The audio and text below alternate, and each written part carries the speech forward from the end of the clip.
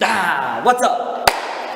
Hello, Shay here with EnlightenedAthlete.com coming at you today. We're going to dive into creatine. I've got some studies that I found on it. I get asked a lot of questions about it, like, is it worth it? Is it safe? Should I take it? Well, the last one especially depends on your goals, right? What is it mainly used for? To increase strength, to increase lean body mass. Sometimes that can be water weight, which we'll dive into a little bit on here. But yeah, it's safe. We'll just get that out of the way right now. It is safe. Also, if you are not, head over to Facebook and give us a like on Facebook. And then you can follow us on Instagram as well. Put out some different content on both of those platforms. And obviously, we got a real camera now, which is what I'm shooting this on. So we're going to start putting out some YouTube videos as well, so you can subscribe to us on YouTube. It is just Enlightened Athlete across the board on all those. And you can sign up for our newsletter. We don't send out a ton of newsletters right now. I find a better way of communicating with everybody through social media. So that's where we're most active, probably Instagram and Facebook. But we're going to start dropping a bunch of YouTube videos as well. Okay, let's dive right in. So, creatine, what is it? Well, creatine is a nitrogenous organic compound that is synthesized naturally in the body. So what does that mean? It's made in the body. I keep looking at the screen and I need to look at the lens. So forgive me while I do that. But it is something that is made in the body with stuff that you have in your body already. So it's not just some external source, some external molecule. It's something that can be made in the body. All right? It can be obtained through dietary sources like meat and fish, and then also obviously supplementation like creatine monohydrate, which this entire video is about specifically. There's a lot of other different kinds of creatine out there. This one is about creatine monohydrate. Okay, 90+% of it is stored in skeletal muscle in free form or in phosphorylated form. Okay, so it's either got a phosphate attached to it or it's just creatine, which is what we're going to cover next. So here we have ADP, which is adenosine diphosphate, and creatine phosphate. Then right here in the middle of this reaction area, there's two arrows here. So this reaction can go both ways. Okay? So creatine kinase is the enzyme that allows this reaction to take place. So we have ADP and CP, creatine phosphate. Then on this side we have ATP, which is adenosine triphosphate, which is the energy for all cellular function. And a free form of creatine, right? Free form, creatine. So what happens is we have adenosine diphosphate, so it has two phosphates.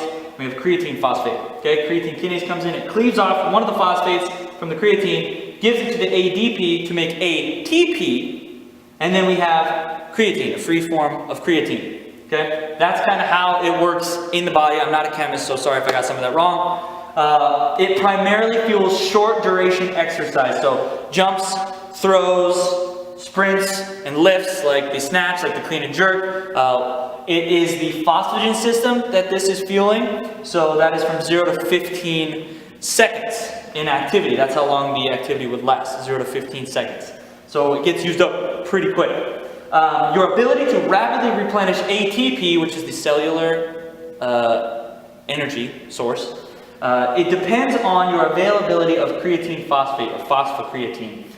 This is what leads to the idea of supplementation originally. You know, if you have more in your body, you'll be able to replenish your ATP quicker, hopefully. So, yeah, it can cause an increase in weight gain, mostly due to water retention. It can cause the cells to take up a little bit more water and hold more water. If you wanted that to go away, all you would have to do is just stop creatine supplementation. And that will stop. Most of the time you lose the water weight with that, so you're good there. Is it safe? Yes, that's a big yes. It's very safe. It's one of the most extensively studied ergogenic aids in recent history. And there is no need to cycle it. You do not have to cycle on and off. Sometimes everybody's like, well, you need to cycle it, you need to cycle it, you need to cycle it. No, you don't. You just need to take a maintenance dose, which is what we're going to talk about next. So as far as supplementing goes, do you need to do a loading phase? Now, what's a loading phase? A loading phase is where you take a bunch of creatine for like 5 days, specifically 20 to 25 grams daily for 5 days. And what that does is it gets your muscles and your system to a saturation point, so your body doesn't need to take up any more creatine. It's all filled up. Your stores are all filled up. There's a certain amount that you can store. I thought I wrote that down somewhere. I guess I didn't. There's a certain amount that the body can store, and that's it. So then you're at your saturation point. Do you need to do the loading phase? No. It just takes longer to reach the saturation point than if you were to do it. So if you didn't do it, it would take, let's say, 30 days, right? That's what the literature shows, versus 5 days if you did the loading phase. So the loading phase is 20 to 25 grams daily for 5 days. Break it into 5-gram doses. That's like a heaping teaspoon. You just take that 5 times a day for 5 days, then you reach a saturation point. Maintenance phase would be 2 to 5 grams a day. That's all you take. So you just take 1 heaping teaspoon per day. Mix with water, stay hydrated. It can cause some cramping or some gut issues for some people if they get really dehydrated on it. So just stay hydrated.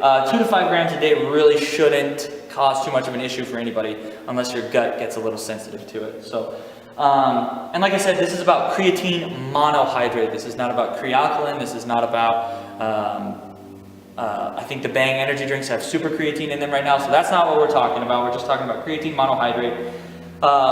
It is one of the cheapest supplements that works for a lot of people. I've seen a lot of people take it, get pretty big and pretty strong while taking it. It's not marketed super hard because it's fairly cheap to make. It's pretty available. It's like everywhere, so it's not like in high demand because you can't get it. It's easy to get, and it's cheap, and it's super effective. So I always tell people start with whey protein and some creatine. If you're trying to get big and strong, that's what's going to help you. Obviously, do whatever you want. I'm not a doctor, so this is not medical advice, blah, blah. And the final point here, so hundreds of studies showing its effectiveness to increase strength, lean body mass, and anaerobic metabolic processes. So that is activity that does not require oxygen metabolically. So phosphagen and fast glycolysis. Yeah, I take it, regulate it. There's also been some studies, I didn't dive into it super hard, so I don't want to talk out of school here, that it can be a cognitive aid as well. So it can provide some benefit in that. And that, typically, you would just be taking the maintenance dose with that, 2 to 5 grams per day, depending on your body weight. So 0.3 kilograms per body weight. So 0.3 grams per kilogram of body weight. Sorry, I'm not going to do that math for you, but you can do that math. Yeah, so take it if you want. I tell my clients to take it. I take it. It's super effective. It's super safe. There are cases where they say it's a non-responder. The person would be a non-responder, so they take it and have no effect on it.